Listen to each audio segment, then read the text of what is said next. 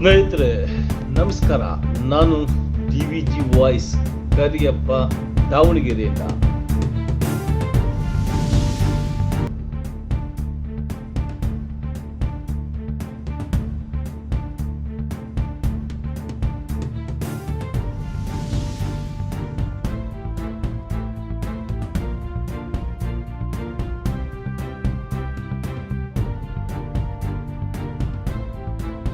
ನಾಯಕ ಬೇಡರ ಪಡೆ ಮಹಿಳಾ ರಾಜ್ಯಾಧ್ಯಕ್ಷ ಸುಜಾತ ನಾಗರಾಜ್ ಕೊರಟಗೆರೆಯಿಂದ. ನೈಜ ನಾಯಕ ಬೇಡರ ಪಡೆ ರಾಜ್ಯಾಧ್ಯಕ್ಷರು TS ಕರಿಯಪ್ಪನವರು ವಿನೂತನವಾಗಿ ಪ್ರಾರಂಭಿಸಿರ್ತಕ್ಕಂಥ DVG ವಾಯ್ಸ್ ಎಂಬತಕ್ಕಂಥ ಮಾಧ್ಯಮ ಸ್ಥಾಪನೆ ಮಾಡ್ತಾ ಇದ್ದಾರೆ. ಅವರಿಗೆ ಎಲ್ಲರೂ ಕೂಡ ವಿಶ್ ಮಾಡಿ, ಹಾಗೆ ಚಾನಲ್ನ ಸಬ್ಸ್ಕ್ರೈಬ್ ಮಾಡಿ, ಲೈಕ್ ಮಾಡಿ, ಶೇರ್ ಮಾಡಿ.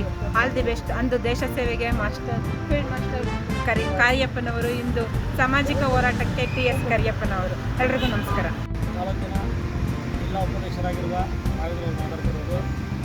ನಿಮ್ಮೆಲ್ಲರ ನೆಚ್ಚಿನ ಎಂಪಿಯ ದಕ್ಷವಾಹಿನಿಯಾಗಿ ನಿರ್ವಹಿಸುತ್ತಿರುವ ದಾವಣಗೆರೆ ವಾಯ್ಸ್ ವಿನೂತನವಾಗಿ ಪ್ರಯೋಗ ಮಾಡುತ್ತಿದ್ದಾರೆ. ನಿಮ್ಮೆಲ್ಲರ ನೆಚ್ಚಿನ ರಾಜ್ಯಾಧ್ಯಕ್ಷರಾಗಿರುವ ಸನ್ಮಾನ್ಯ ಶ್ರೀಯುತ TS ಕರಿಯಪ್ಪನವರಿಂದ ನಿಮ್ಮದೇ ಧ್ವನಿಯ ಪ್ರಸಾರವಾಗುತ್ತಿರುವ ಚಾನಲ್ಗೆ ಸಬ್ಸ್ಕ್ರೈಬ್ ಮಾಡಿ ಹಾಗೂ ಬೆಲ್ ಐಕಾನ್ ಒತ್ತಿ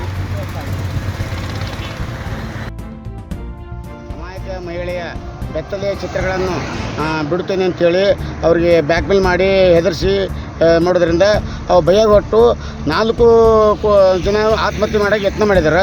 ಯಾರು ಒಬ್ಬರು ತೀರೋಗಿದ್ದಾರೆ, ಇನ್ನು 4 ಮಂದಿ ಸೀರಿಯಸ್ ಇದ್ದಾರೆ. ಅದಕ್ಕೆ ಈ ಜಿಲ್ಲಾ ಆಡಳಿತ ಏನು ಕ್ರಮ ತೊಗೊಳ್ತಾ ಇರಲಿಲ್ಲ. ಯಾರು ಬೆದರಿಕೆ ಹಾಕತ್ತಾನ ಹುಡುಗ, ಆ ಕುಟುಂಬದವರು ಅಶ್ಲೀಲ ಚಿತ್ರಗಳನ್ನು ಬಿಟ್ಟು ನಿಮ್ಮನ್ನು ಹೆದರ್ಸ್ತೀನಿ, ರೊಕ್ಕ ಕೊಡ್ರಿ ಅಂತ ಬ್ಯಾಕ್ಮೇಲ್ ಮಾಡಕತ್ತಾನ. ಅಂಥವ್ರನ್ನ ಬಂಧಿಸಿ ರಕ್ಷಣೆ ಕೊಡಬೇಕು. ಅಲ್ಲಿ ಯಾವ ಜಿಲ್ಲಾಡಳಿತ ಯಾವುದೇ ಕ್ರಮ ತೊಗೊಳ್ತಾ ಇರಲಿಲ್ಲ, ರಾಜ್ಯ ಸರ್ಕಾರ ತೊಗೊಳ್ತಾ ಇದು ಗುಂಡಾ ರಾಜ ಆಗಿಬಿಟ್ಟೈತಿ. ಯಾಕಂದ್ರೆ ಮಹಿಳೆಯರು ಭಯದಿಂದ ಅಡ್ಡಾಡ್ಲಂಥ ಪರಿಸ್ಥಿತಿ ಆಗಿಬಿಟ್ಟೈತಿ. ಬರೀ ಏನಾಗಿದೆ, ಅವ್ರಿಗೆ ಹೆಂಗೆ ಅನುಕೂಲ ಬೇಕಾದ್ರೆ ಹಂಗೆ ಮಾಡ್ಕೋತಾರೆ. ಇಂಥ ಪ್ರಕರಣಗಳಿಗೆ ಯಾವ ಅಂತ ಹಿಡಿದು ಅವ್ರನ್ನ ಶಿಕ್ಷೆ ಕೊಡಬೇಕು, ಗಲ್ಲು ಶಿಕ್ಷೆ ಆಗಬೇಕು. ಆದಂದ್ರೆ ಮಾತ್ರ ಇವತ್ತು ನಮಸ್ಕಾರ. ಮೈಸೂರು ಜಿಲ್ಲೆ KR ನಗರ ತಾಲೂಕು ಚಂದ್ರಗಾಲು ಗ್ರಾಮದಲ್ಲಿ ಒಬ್ಬ ಕುರುಬ ಸಮಾಜದ ಕಿಡಿಗೇಡಿ ಮಾಡಿದ ವಿಡಿಯೋಗೆ ರಿಷಿತಾ ಎನ್ನುವ ಹೆಣ್ಣು ಮಗಳು ಮತ್ತು ಆಕೆಯ ಕುಟುಂಬ ಹೆದರಿ ನಾಯಕ ಸಮುದಾಯದ ಒಂದೇ ಕುಟುಂಬದ 4 ಜನ ಆತ್ಮಹತ್ಯೆಗೆ ಪ್ರಯತ್ನ ಪಟ್ಟಿದ್ದರೂ ಆಕೆಯ ತಾತ ಮಾದನಾಯಕ ಆಸ್ಪತ್ರೆಗೆ ಸಾಗಿಸುವ ಮಾರ್ಗದ ಮಧ್ಯದಲ್ಲೇ ಮೃತಪಟ್ಟಿದ್ದಾರೆ. ರಿಷಿತಾ ಮತ್ತು ಅವರ ಅಜ್ಜಿ ಆಸ್ಪತ್ರೆಯಲ್ಲಿಯೇ ಚಿಕಿತ್ಸೆ ಪಡೆಯುತ್ತಿದ್ದಾರೆ. ಈ ದಿನ ನೈಜ ನಾಯಕ ಬೇಡರ ಪಡೆಯ ರಾಜ್ಯಾಧ್ಯಕ್ಷರು ಹಾಗೂ ಮಹಿಳಾ ರಾಜ್ಯಾಧ್ಯಕ್ಷರು ಹಾಗೂ ರಾಜ್ಯ ಮಹಿಳಾ ಉಪಾಧ್ಯಕ್ಷರು ಹಾಗೂ ರಾಜ್ಯ ಉಪಾಧ್ಯಕ್ಷರು, ನಿರ್ದೇಶಕರು, ದಾವಣಗೆರೆ ತಾಲೂಕ್ ಅಧ್ಯಕ್ಷರಾದ ರಾಘವೇಂದ್ರ, ಅಜಯ್ ಮದಕರಿ, ಲೋಹಿತ್ ರವರು ಸಹ ಚಂದಗಾಲು ಗ್ರಾಮಕ್ಕೆ ಭೇಟಿ ಕೊಟ್ಟು ಕುಟುಂಬಸ್ಥರಿಗೆ ಸಾಂತ್ವನ ಹೇಳಿದರು.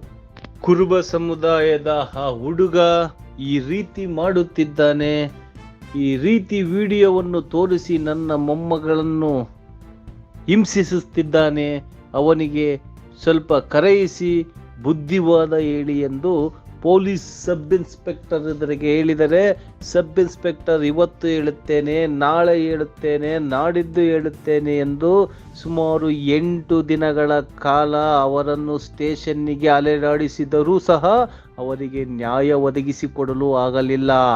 ಕಾರಣ ಏನೆಂದರೆ ಅವನು ಯಾಕೆ ಯಾವ ರೀತಿ ಅವರಿಗೆ ಸಹಾಯ ಮಾಡಿದ್ದಾನೋ ನನಗೆ ತಿಳಿಯದು. ಒಬ್ಬ ಪಬ್ಲಿಕ್ ಹೋಗಿ ಈ ತರದ ವಿಚಾರವನ್ನು ತಿಳಿಸಿದಾಗ ಪೊಲೀಸ್ ಅಧಿಕಾರಿಯಾಗಿ ಮಾಡಬೇಕಾದ ಕೆಲಸವನ್ನು ಮಾಡಿದ್ದರೆ ಈ ರೀತಿಯ ಘಟನೆ ಆಗಲು ಸಾಧ್ಯವಾಗುತ್ತಿರಲಿಲ್ಲ. ಈ ಎಲ್ಲ ಘಟನೆಗಳಿಗೂ ಪೊಲೀಸ್ ನೇರ ಹೊಣೆಯಾಗುತ್ತಾರೆ ಎಂದು DVG ವಾಯ್ಸ್ ತಿಳಿಸುತ್ತಿದೆ. ಏಕೆಂದರೆ ನೊಂದಿರುವ ಕುಟುಂಬದವರು ಸ್ಟೇಷನ್ನಿಗೆ ಹೋಗಿ ಅಲ್ಲಿ ಕಾದು ನಿಂತು ಮಾತನಾಡಿರುವ ದೃಶ್ಯಾವಳಿಗಳು CC ಕ್ಯಾಮೆರಾದಲ್ಲಿ ಸೆರೆಯಾಗಿವೆ. CC ಕ್ಯಾಮೆರಾದಲ್ಲಿ ಪ್ರತಿದಿನ ಇವರು ಹೋಗಿ ಅವರಿಗೆ ಕಾದು ಹೇಳಿ ಬಂದಿರತಕ್ಕಂಥ ಘಟನೆಗಳು ಸಹ ಸನ್ನಿವೇಶಗಳ ಸಮೇತ ಸಿಗುತ್ತವೆ. ಅದಕ್ಕೋಸ್ಕರ ಅವರನ್ನು ಸಸ್ಪೆಂಡ್ ಮಾಡುವುದರ ಮುಖಾಂತರ ಕೇಸಿಗೆ ಡಿವೈಎಸ್ಪಿ ಕರೀಂಲಾಲ್ ರೀವ್ ಅವರನ್ನ ಇನ್ವೆಸ್ಟಿಗೇಷನ್ ಆಫೀಸರ್ ಆಗಿ ನೇಮಿಸಿದ್ದಾರೆ. ನೋಡೋಣ ಈ ಕೇಸಿಗೆ ಸಂಬಂಧಪಟ್ಟ ಹಾಗೆ ಯಾವ ರೀತಿ ನ್ಯಾಯ ಒದಗಿಸಿಕೊಡುತ್ತಾರೆ ಆ ನೊಂದ ಕುಟುಂಬಕ್ಕೆ. ಸ್ಟ್ಯಾಚ್ಯೂ ಮುಂದೆ ನಿಂತು ನಾವು